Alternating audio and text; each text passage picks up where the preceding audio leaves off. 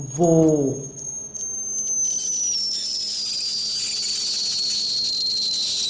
Wow. Let's turn off the lights. You see, it is so bright. Oh wow. I've never seen anything like this.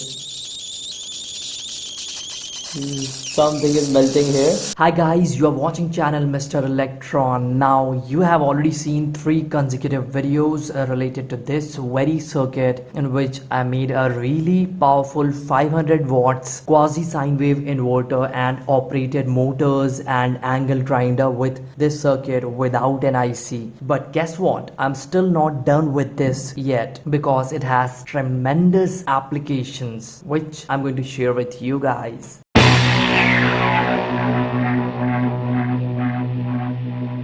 So this, what you see, is a flyback transformer from an old CRT TV. You see, I have given additional center tap primary with thick copper coils, and this one is the final high voltage wire output, and this is the other terminal of the high voltage winding. So as we did in the UPS transformer inverter circuit, exactly the same we are going to do here.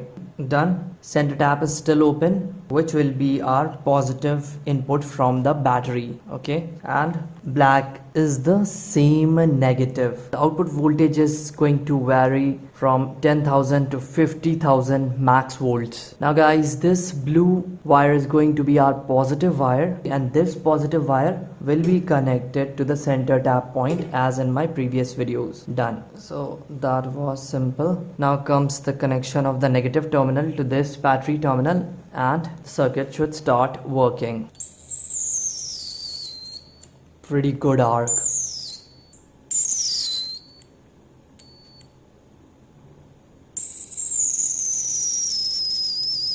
Wow.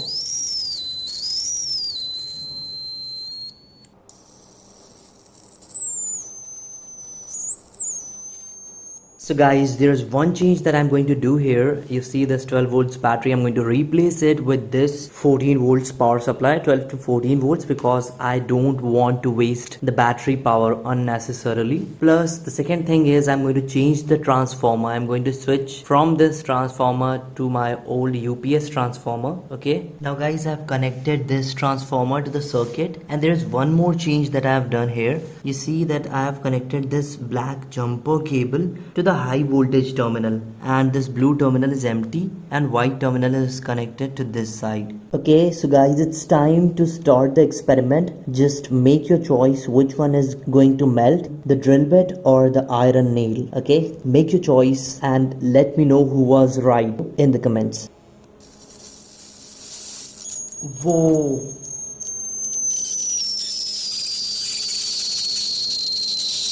Wow.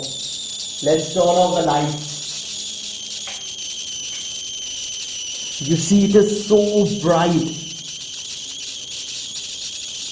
Oh wow. I've never seen anything like this.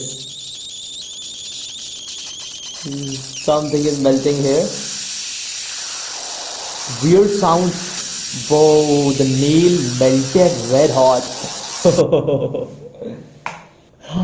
That was a super cool experiment, guys. That's the nail. It had a pointy end initially, but now that is flattened, and there is a little melting at the tip of the drill bit also.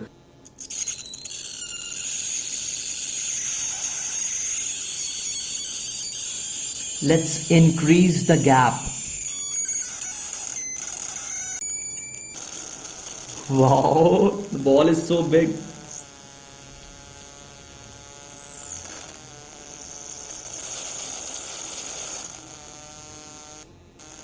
You see, it is so bright. Okay, so guys, turning the circuit off, and let's do the measurement. Getting ready.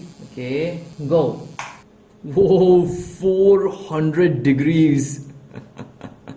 Okay, so guys, turning off the circuit and touching it to the heatsink. Okay, go. Whoa.